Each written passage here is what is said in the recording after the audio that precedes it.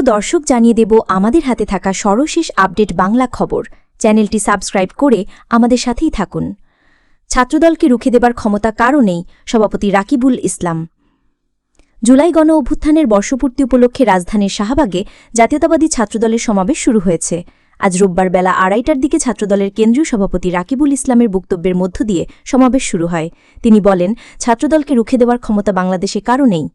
সূচনা বক্তব্যে রাকিবুল ইসলাম আরও বলেন, দেশকে যারা অস্থিতিশীল করতে চায়, ছাত্রদল চাইলে সেই ষড়যন্ত্রকারীদের বিষদাঁত উপড়ে ফেলতে পারে।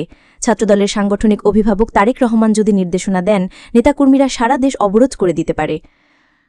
সমাবেশে প্রধান অতিথি হিসেবে ভার্চুয়ালি বক্তব্য দেওয়ার কথা রয়েছে বিএনপির ভারপ্রাপ্ত চেয়ারম্যান তারেক রহমানের। বিশেষ অতিথি হিসেবে থাকছেন বিএনপির মহাসচিব মির্জা ফখরুল আলমগীর। এছাড়া বিএনপির কেন্দ্র নেতারাও সমাবেশে বক্তব্য দেবেন।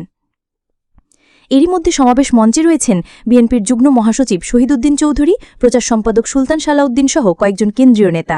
ছাত্রদলের সাবেক সভাপতি কাজী রৌনকুল ইসলাম, সাবেক সাধারণ সম্পাদক ইকবাল হোসেন শ্যামল সহ ছাত্রদলের সাবেক নেতারাও মঞ্চে রয়েছেন। ছাত্রদলের কেন্দ্রীয় সভাপতি রাকিবুল ইসলামের সভাপতিত্বে আয়োজিত এই সমাবেশ সঞ্চালনা করছেন ছাত্রদলের সাধারণ সম্পাদক নাসির উদ্দিন। শাহবাগী সমাবেশ স্থলে ছাত্রদলের নেতাকর্মীরা, চলছে স্লোগান। সকাল থেকেই ছাত্রদলের কেন্দ্রীয় কমিটি, রাজধানীর বিভিন্ন ইউনিট সহ দেশের বিভিন্ন জেলা উপজেলা থেকে সমাবেশস্থলে আসেন সংগঠনের নেতাকর্মীরা। শাহবাগ চত্বরে টিএসসির দিকে মুখ করে মঞ্চ বানানো হয়েছে।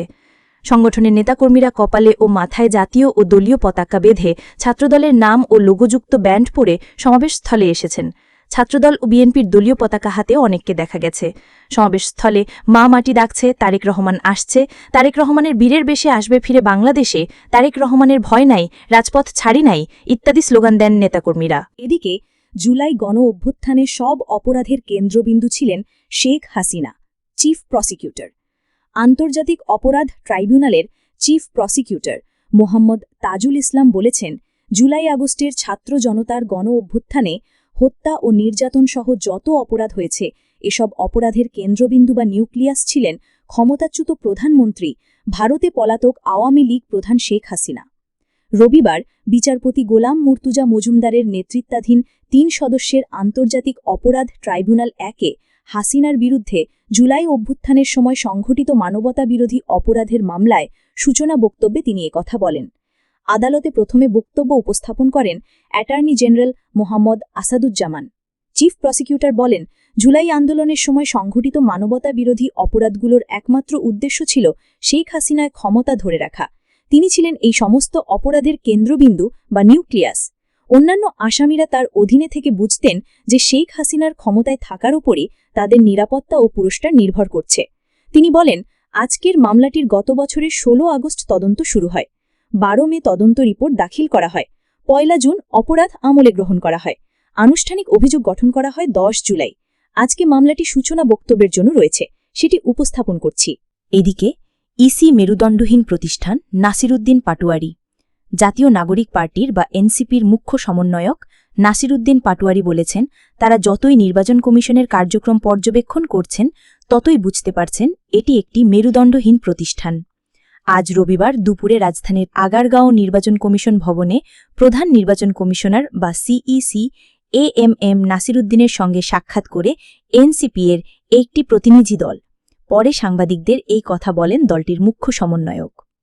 নাসিরউদ্দিন পাটোয়ারি বলেন, নির্বাচন কমিশনের কোথায় কোথায় সমস্যা তা তারা জনগণের সামনে তুলে ধরছেন। ইসি যে মেরুদণ্ডহীন একটি প্রতিষ্ঠান তা তাদের কাজের মধ্য দিয়ে আস্তে আস্তে প্রকাশ পাবে। তিনি বলেন, আগে ভোট দেওয়ার অধিকার থেকে মানুষকে বঞ্চিত করা হয়েছে, এবার ভোট নেয়ার অধিকার থেকে বঞ্চিত করার জন্য পায়তারা হচ্ছে। এনসিপি এখনও ইসির দুর্বলতা ও ভুলগুলো তুলে ধরে সংশোধনের সুযোগ দিচ্ছে।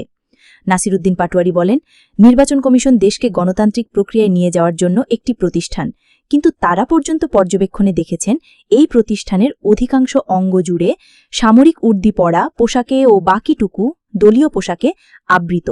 এই নির্বাচন কমিশনের অধীন এনসিপি নির্বাচনে অংশ নেবে কিনা এমন প্রশ্নের জবাবে নাসিরউদ্দিন পাটোয়ারি বলেন, এই সিদ্ধান্ত নেয়ার জন্য আমরা আপাতত যে অবস্থায় আছি সেটা আমরা বলেছি যে গত 15 বছরে ভোট দিতে পারে নাই, এখনও ভোট নেয়ার সিস্টেম নাই।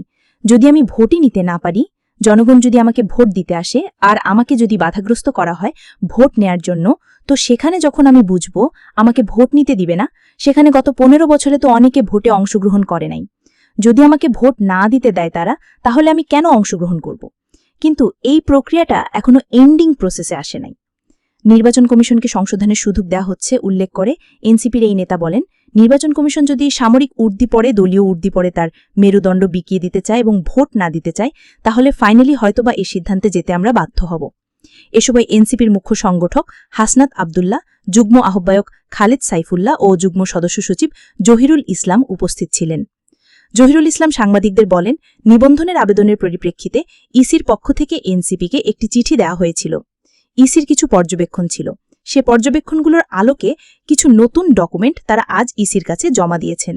সবশেষ জানিয়ে দেব, পাশের দেশে বসে ফ্যাসিস্ট হাসিনা ষড়যন্ত্র করছে মির্জা ফখরুল। বিএনপি মহাসচিব মির্জা ফখরুল ইসলাম আলমগীর বলেছেন, আমাদের পাশের দেশে ফ্যাসিস্ট হাসিনা তাদের লোকজন নিয়ে আশ্রয় নিয়েছে। সেখানে বসে তারা দেশের মধ্যে ষড়যন্ত্র করছে, তাদের সেসব ষড়যন্ত্র মোকাবিলা করতে হবে। সোমবার বিকেলে রাজধানীর শাহবাগে জুলাই গণ অভ্যুত্থান, শোক এবং বিজয়ের প্রথম বর্ষপূর্তি উপলক্ষে ছাত্রদলের ছাত্র সমাবেশে দেওয়া বক্তব্যে একথা বলেন তিনি। বিএনপির মহাসচিব বলেন, নতুন একটা সূর্য উঠেছে, এই সূর্য আলোকিত করবে আমাদের সকলকে। প্রিয় ছাত্র ভাই ও বোনেরা, আমাদের সামনে একটা সুযোগ এসেছে নতুন করে বাংলাদেশকে নির্মাণ করার। আজ আমাদের অনেক আনন্দের দিন, আবার একই সঙ্গে কষ্টের দিন। 1 বছর আগে একই দিনে আমরা অনেক ছাত্র ভাই ও বোনকে হারিয়েছি। শুধু 36 দিন নয়, এর আগেও অনেকে প্রাণ দিয়েছেন, সংগ্রাম করেছেন। এই যে প্রাণ দেওয়া, এই যে ত্যাগ, এর উদ্দেশ্য একটাই, গণতান্ত্রিক বাংলাদেশ গড়ে তোলা। বিএনপির মহাসচিব বলেন, আজকে আমাদের সবাইকে ঐক্যবদ্ধ থাকতে হবে, সবাইকে শপথ নিতে হবে ফ্যাসিস্ট হাসিনা ও তার লোকজন যেন আর কখনো দেশটাকে ধ্বংস না করতে পারে।